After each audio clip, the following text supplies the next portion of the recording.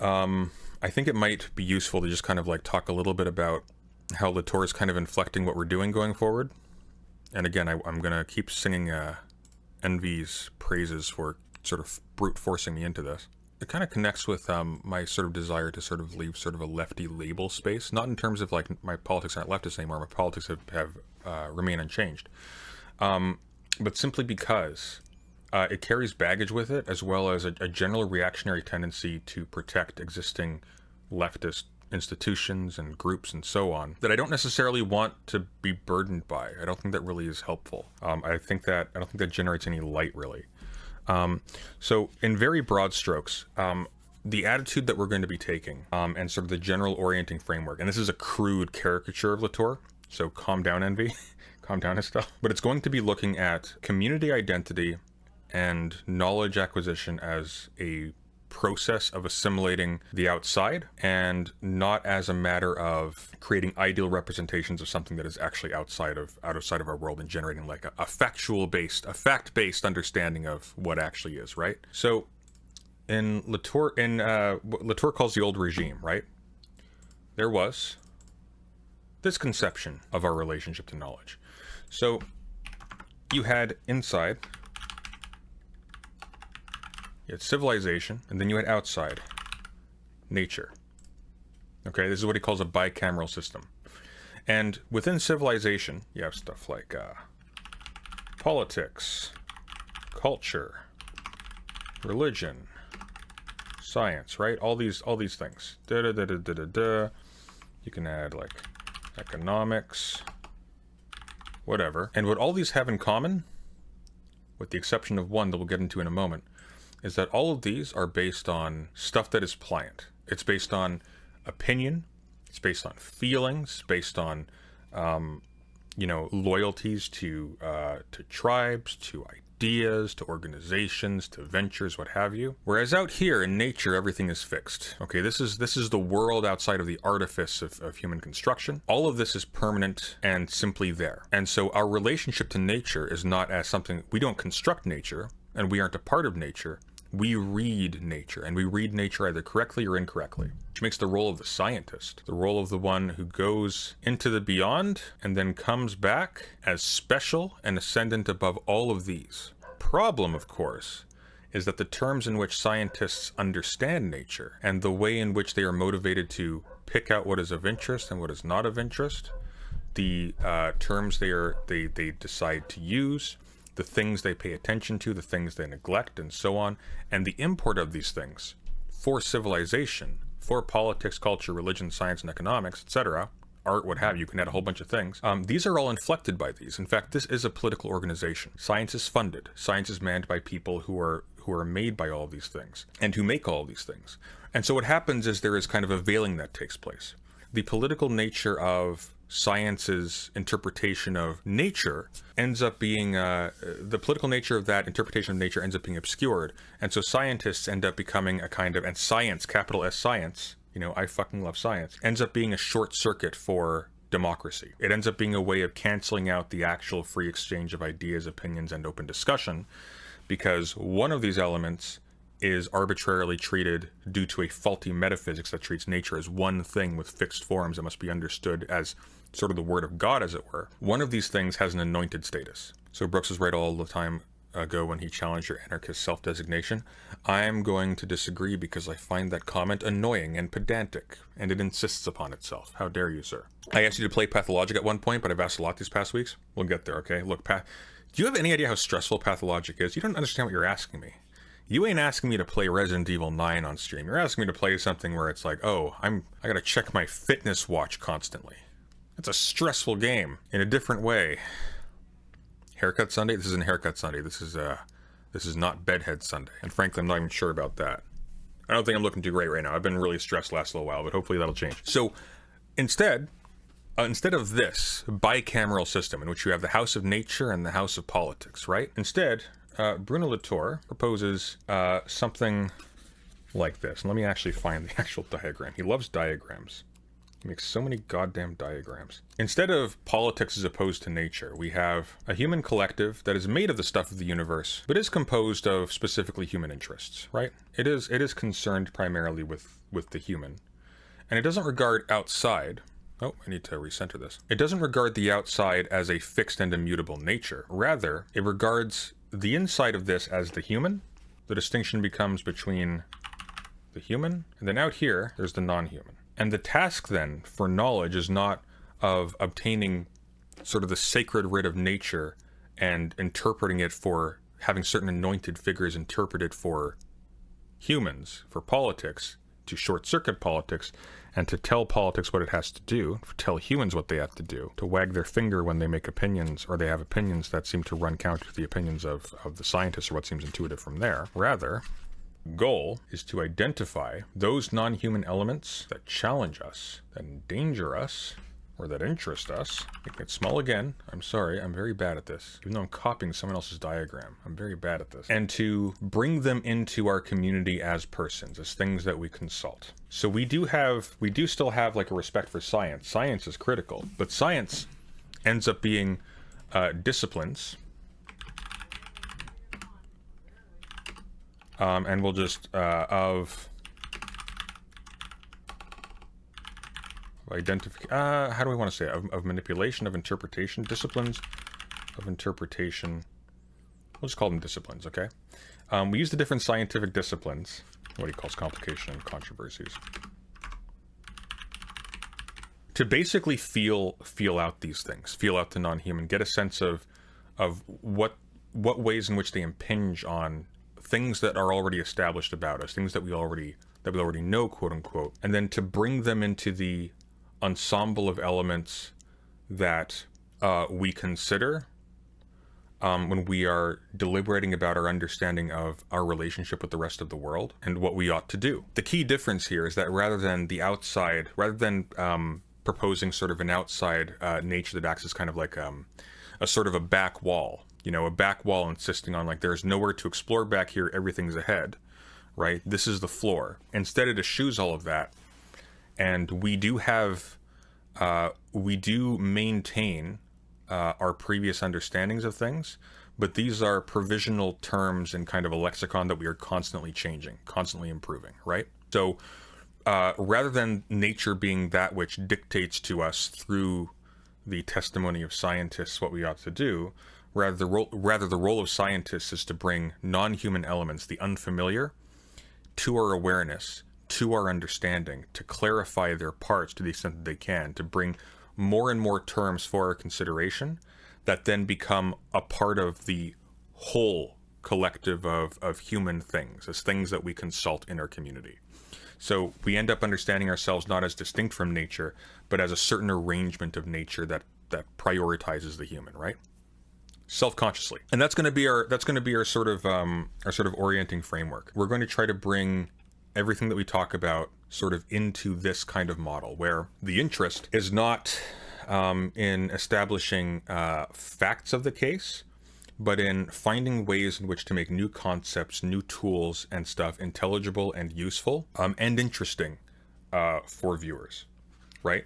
Obviously, like, the channel doesn't represent the circle of the human, but we're going to kind of adopt this model.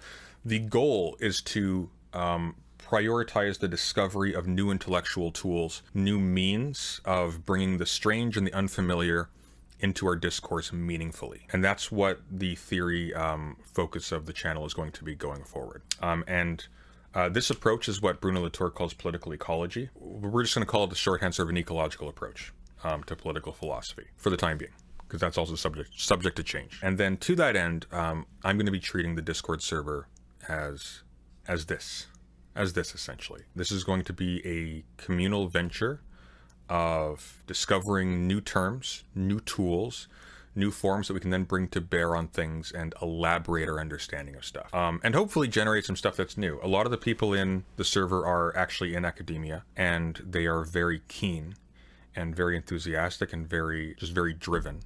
And they've been doing some really amazing stuff already. I'm going to be like, even just the nature of content suggestions has been so much more useful, because where before people would just like post links to videos and stuff to react to, now they're posting threads. And so people are having discussions. And so I can actually make streams oriented around involvement in discussions and engaging with discussion, giving reads from sort of an anointed spot to sort of provoke how people talk about it, or provoke criticism of me, either or. But also just drawing attention to these discussions and just, you know, giving them airtime to sort of elaborate. And a lot of them are really interesting. We're going to be going over a few things. Apparently Bentley Hart has a bad take on Nietzsche. We're going to be going into a little bit, but we're going to try, you know, it's actually not entirely unlike, but it's not entirely like either. It's not entirely like what Brooks is doing in the QC with the, what was it called? Was he gotten rid of it? I think he might have gotten rid of it. It was the, I don't remember the terms, like the Kitsuragi project or something. You know what I'm talking about? I can't, oh God, I'm going to butcher the pronunciation of it. Kintsugi, the Kintsugi project, where you reassemble broken pots, right? You take broken pottery, and there's an art form associated with reassembling it, gluing it back together, and the damage like actually opens up like new like means of artistic elaboration. That's sort of what Brooks has been doing. Not exactly what we're doing, but our approach towards critique is going to be a lot more positive because it's going to be with this angle in mind. I was thinking of Kim Kitsuragi. That's what was confusing me. But yeah, that's the worst part about having a theory head audience is whenever I talk about stuff like this, I know at any given time there's like 10 people who are like, that freaking idiot. Look at that freaking loser idiot. Look what he's doing. But I got the channel and you don't, so I win. Okay, that's the I'm going to use the FD signifier defense. That's going to be the general framework for how we go forward. So we're going to start going through Bruno Latour's Politics of Nature. Not the Politics of Nature, Politics of Nature. And this book is one of the things that I started covering on my channel was Carl Schmitt, jurist of the Nazi Party in Germany, but also a really interesting and influential for leftists as well, political theorist, influential for leftists and rightists, political theorist, influential for a lot of pro-Israeli people, actually, political theorists. He wrote a book called The Nomos of the Earth, and the word nomos it takes from Greece, and it originally refers to it connects to a set of words which have to do with like pasturing and like cordoning off areas of land for like particular uses, especially in agriculture. But more broadly, and it gets translated as law for this reason, it refers to three things. The acquisition of territory, so the act of bringing it under the control of one body. Thank you, I appreciate that.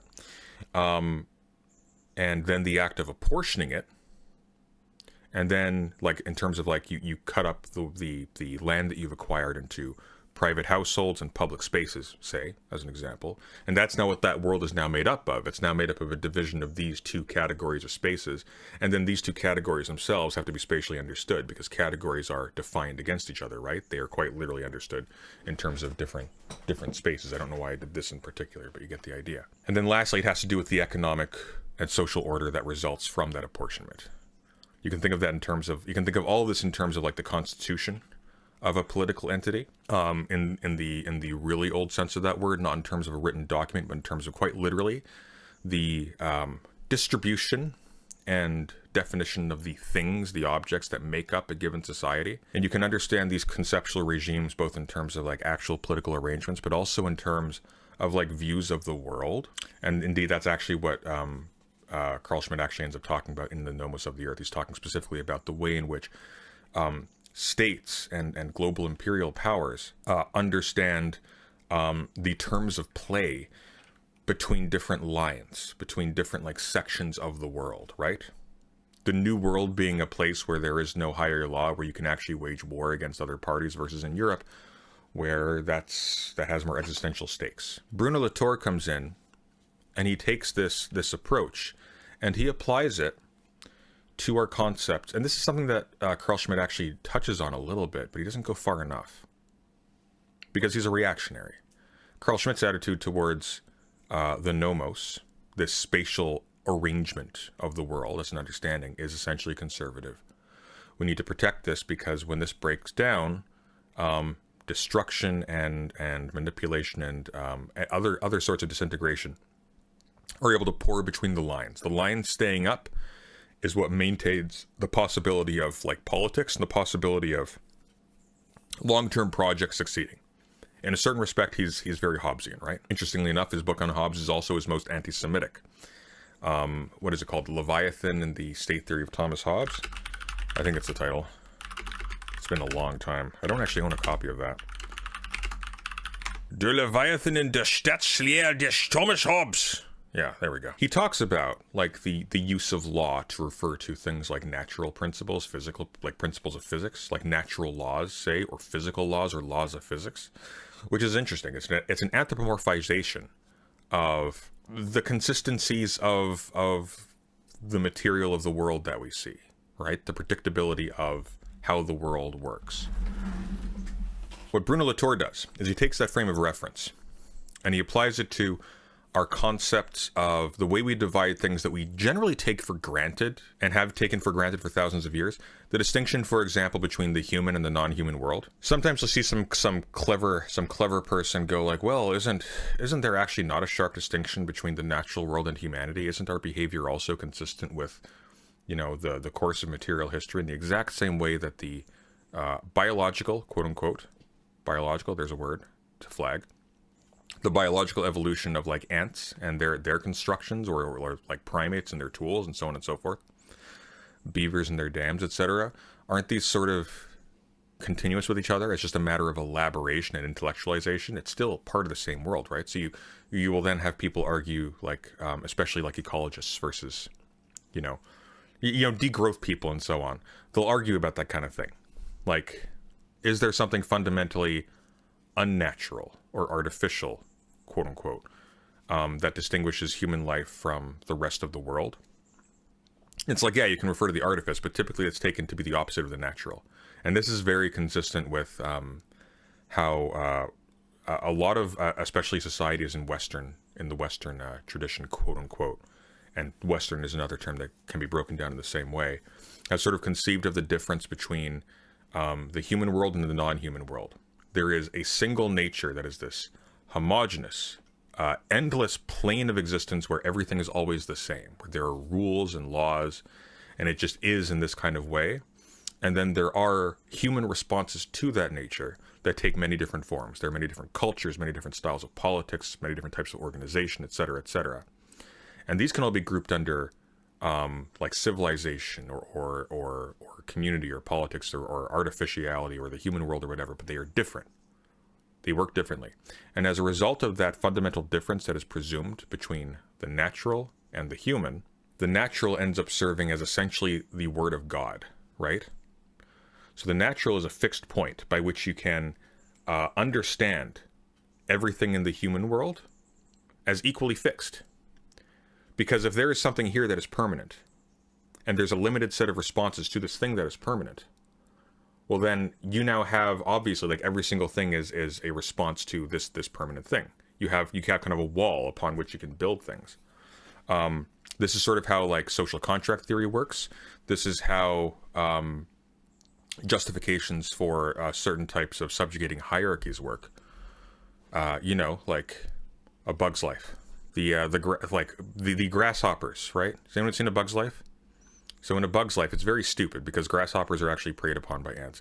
But in A Bug's Life, there's this colony of ants that just harvest food, but there's a gang of grasshoppers that fly in and they take a massive cut of their food. Like a massive cut.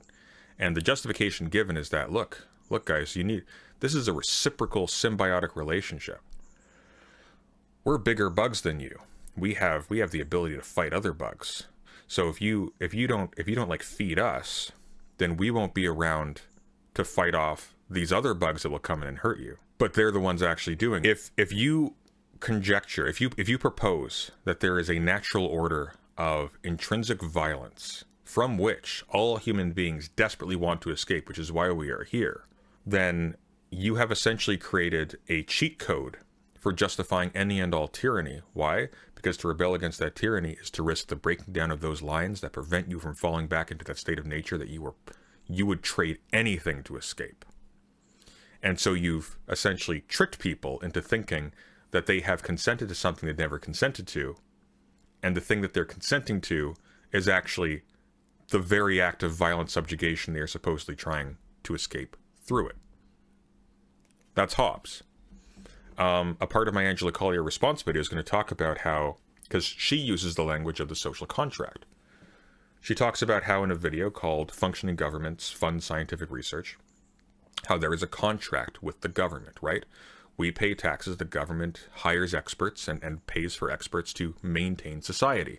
Maintain roads, do science, etc., protect the environment, make sure that the world is livable and safe for the people who are paying taxes for it.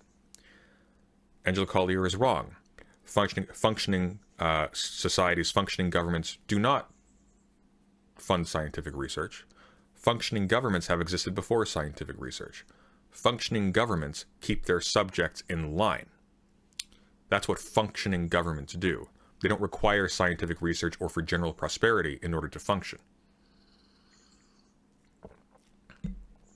Now, here's the catch, and this is where it gets tricky. Collier, who is someone I have a lot of respect for, is invoking contractual logic in a very sincere way. But she's been duped, as many very smart people have been. Because it sounds like, when you say, you have a contract with the government, that therefore that obligates the government. It does not. The function of social contract logic is to distinguish between the natural world, which you want to escape, and the political world, which is your refuge. And so the function of contractual logic is not to obligate the sovereign power, the government or the state. The function of contractual logic is to obligate the subject not to rock the boat too much. But because it's framed in terms of a contract, it sounds like it obligates both parties. It does not. One has all of the power, one has none of the power. Or more accurately, the power of the one is invalid unless it is actually channeled through ways that are germane to the continuance of the power of the other. And so the natural political distinction, which is implied by contractual theory, it's actually Hobbes's biggest contribution to political philosophy, and it's ingenious, and it's actually based off of a model of concealed slavery in his own time. Thomas Hobbes was a member of the Virginia Company briefly. The Virginia Company relied on indentured labor. Indentured labor is when you have a slave that has signed a contract. Either they are in jail, and this is how they serve their sentence, or this is how they pay off their debt, which case they've agreed to pay off their debt by being a slave. That's what it is. It's using a power imbalance in order to take control of somebody else's labor, and so on and so forth.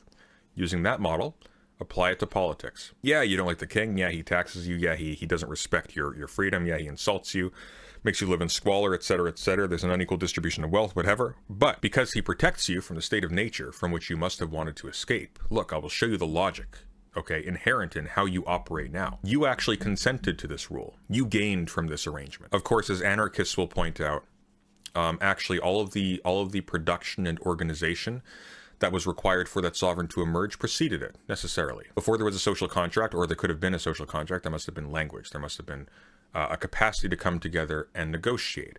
There must have been some kind of common life in which people were able to get to a point where, for example, the notion of production and of industry and of all these different goods that supposedly are secured by sovereign power, all of them must have been in our imagination, which means we must have made them already. And this is the answer of Rousseau. Hobbes is looking at modern people and projecting them backwards in time and presuming that this is how they always were. Therefore, they went to war with each other in a state of nature because they all had pride and they all had property, but they didn't. We have pride and property, and we go to war over property because we have a sense of our social existence. We have an idea of reputation. We have an idea of land being owned such that there is a thing to go to war over, right? And long story short, that division between society and nature, between politics and nature, ends up being, in Bruno Latour's words, a way to short-circuit politics, a way to short-circuit the actual functioning of democracy, where you, I'm going to pop the title on the screen, so we're canvassing what we're going to go over in the future right now, and we'll actually go through the book probably at the end of, like near the end of this portion, or maybe next stream, because we're going to go through the whole book, which, by the way, buy a hard copy of it, it's very nice. It becomes a means to short-circuit politics, as in the actual coming together of humans in a social situation and arguing with each other and deliberating, what's the word I'm looking for, collectively, about how they want to live with each other and what it is that they should do in any given situation over any given issue.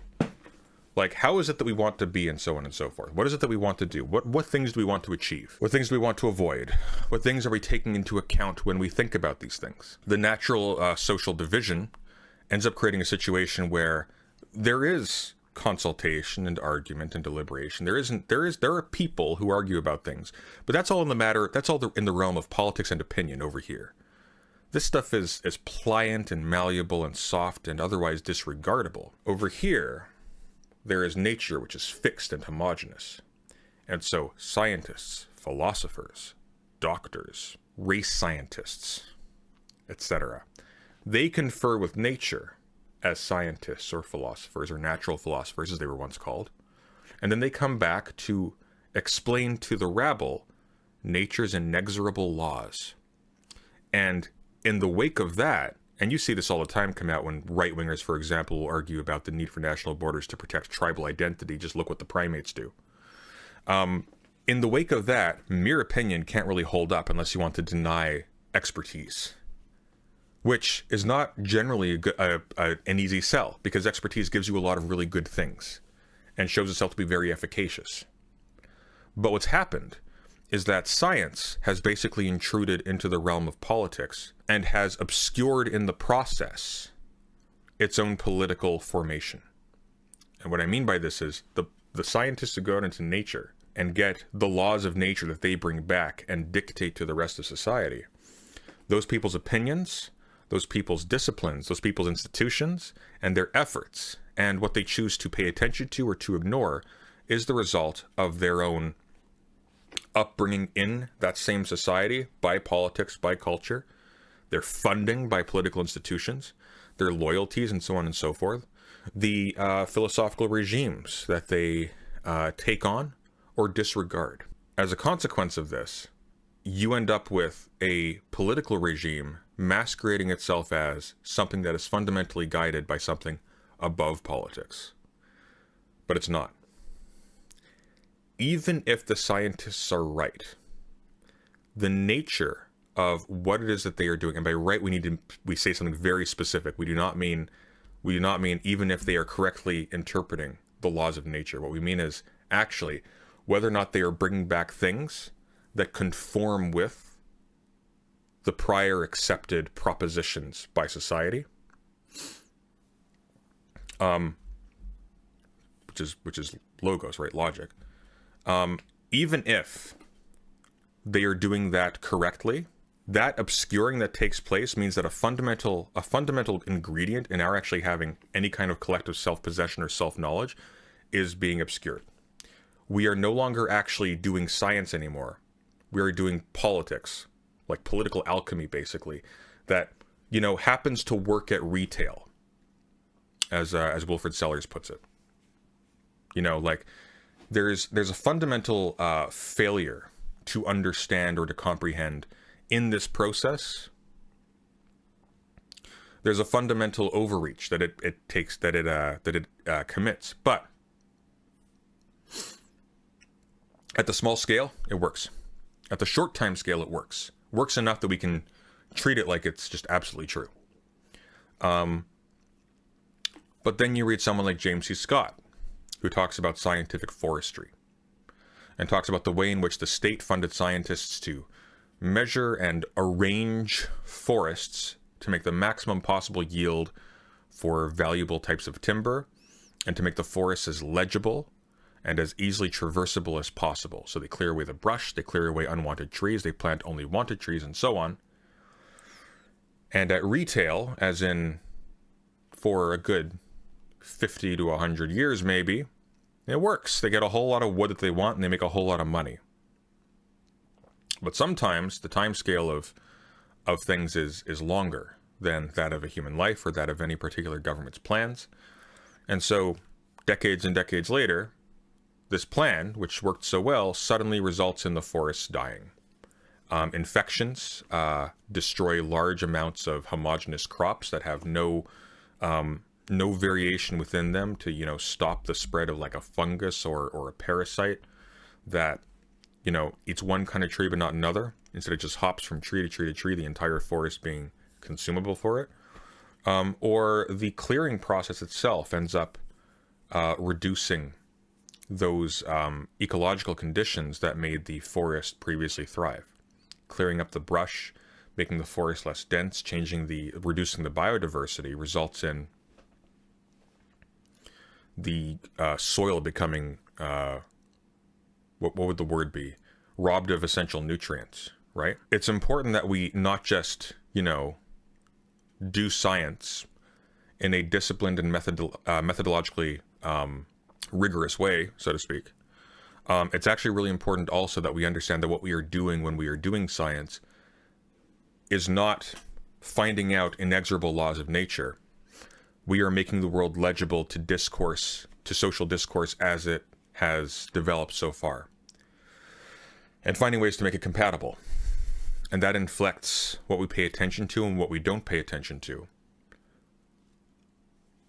But it doesn't determine it, because sometimes what we choose collectively not to pay attention to is still wrong, in the sense of there's a contradiction that takes place at a certain greater time scale.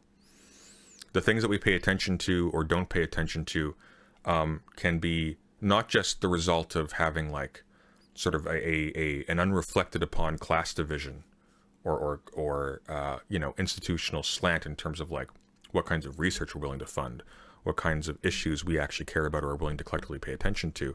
It can be people we don't care about. Environmental factors we don't care about. We're making money right now. We're getting free real estate. We don't care. We're comfortable. For now.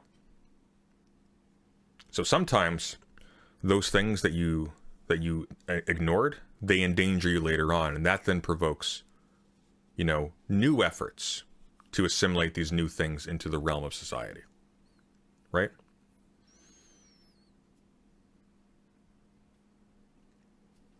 And so essentially this is what politics of nature is. Not the politics of nature, politics of nature.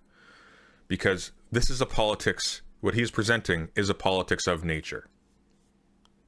I.e. not the politics of nature as in like these are the different political responses to nature. It's like, no, nature itself is a political construction. Nature itself is a fundamentally political principle. It is the theoretical outside that justifies the inside of a community. A community fundamentally built not of a collective that is exploring and attempting to assimilate the non-human elements that are unfamiliar to it but still challenge it outside of its borders. But a community that is fundamentally determined and structured according to an oppressive outside that justifies institutions that keep the outside outside and the inside inside.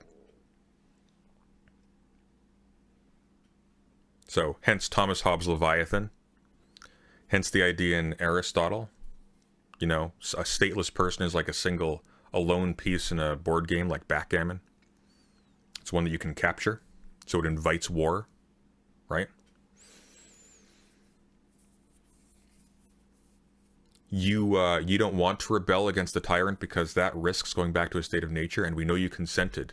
We know you consented to a social contract to get out of nature. So you're going against your own interests and against your own will if you rebel against the King of England, say. Right?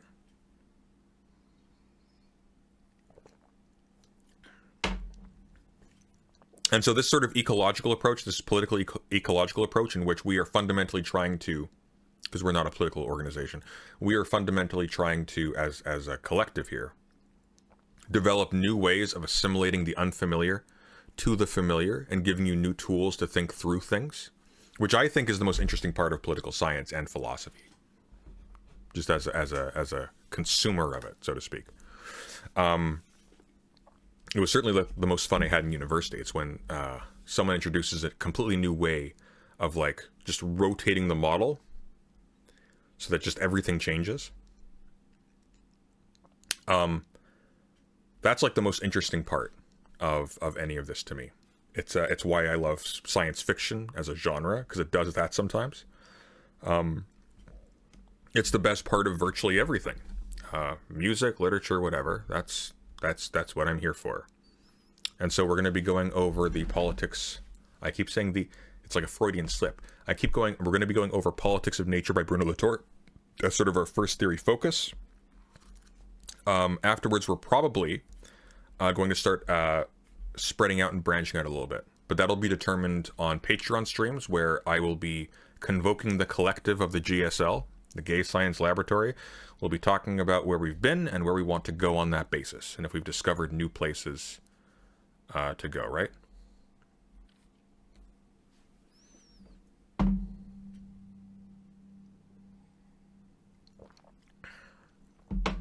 By the way, Sunday, this also happens with the concept of society or the social. Yeah, it does.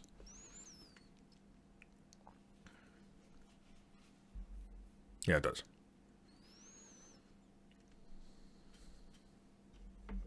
Absolutely. I mean, you can determine that just from the fact that, like, if the wall is phony, if the wall is problematic, then both sides of the wall are, right?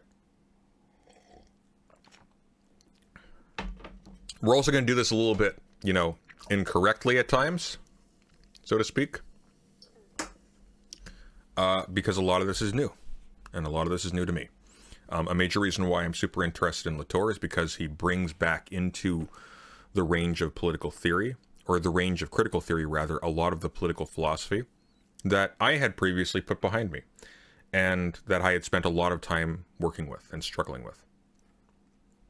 And it's sort of been an abject lesson in, like, hey, don't run into the error of thinking that just because you found something to overcome in some piece of work, that therefore you've comprehended it, and that therefore it is useless to you.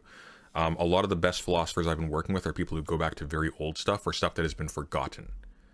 And they become the vectors of how that forgotten, neglected stuff that we just stopped paying attention to comes back to challenge us, right? Without, for example, valorizing reactionary points of view. Carl Schmitt was a Nazi. Fuck him, he's in hell. But it would be a mistake to disregard the concerns, right? The points of interest, the angles and the edges and the walls that were perceived by people who did struggle with things very seriously. Although not necessarily on a personal level, right?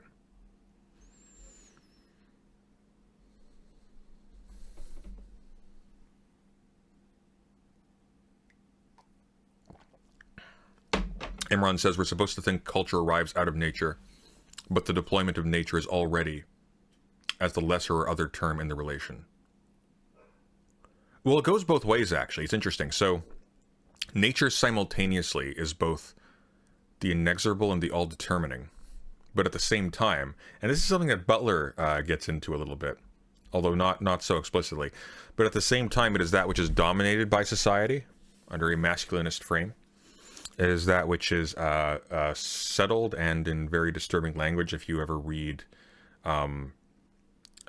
like histories of colonization, natural land is treated as if it is being ravaged, so to speak. It's very peculiar. It really does mirror the sort of absurdity of masculinity as that which depends upon female nature to complement and complete it, but also is supposed to be defined by its absolute independence from it. Like, it is an absurdity, fundamentally.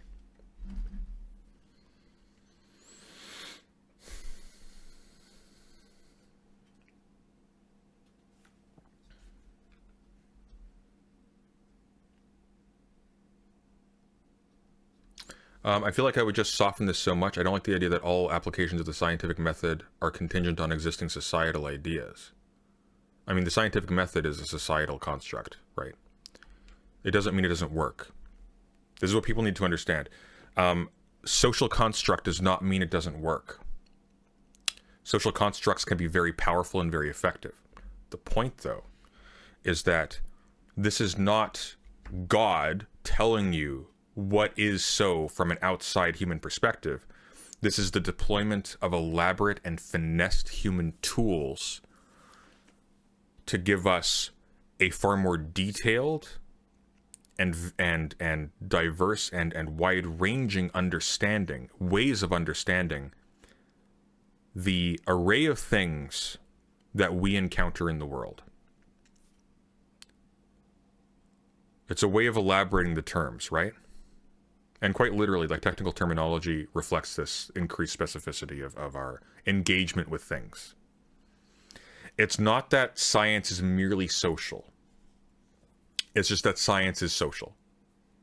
That's not a downgrade. Everything that relies upon language, everything that relies upon naming, is fundamentally an application of social convention to things in more or less sophisticated and consistent ways. Right? And so the role of science is to supply us with more and more ways of understanding things. The point, though, is that these are still ways of understanding things that are human and that are socially determined to a certain extent. Why? Well, because we are naming things that are identifiable and legible to our tools, and our tools include language. Does that make sense? What's the book on the pulpit? Oh, that's a great segue, actually, because we'll move on from here, because I've been rambling for like a solid close to an hour. Anyways, that's by way of my introduction to Bruno Latour's Politics of Nature. We're going to be going through it basically page by page over the next couple of weeks at the start of every stream. This has been the conclusion of this part of this stream. My copy of Eyal Weizman's Weizman? I don't know. Cool guy, though, with a great ASMR voice. My copy of Forensic Architecture just came in. And oh my god, is it big! I didn't expect it to be this big. It's wide, which I should have expected, because it's, you know, it's on architectural theory. But, it's gorgeous. Like, it's got full color images. It's a sewn binding, guys. Look at this. Sewn. I was so worried for a second. Can we get a clear view? I can't. The signatures are too fine. Just trust me, though. It's a sewn binding. I was worried because the signatures are smaller, because it's a thicker book. This thing is like 400 pages, but they're thick pages. Zone books, their quality is phenomenal. If you ever can find an academic text in published by Zone Books, go for them. Over Verso any day of the week. But like, let's see if I can find a full-scale image here. Like, check this out. Just look at this stuff. Oh, I love this shit. Anyways, I'm excited to dig into that. Took a long time to come in, though. It's the one problem with ordering outside of the US.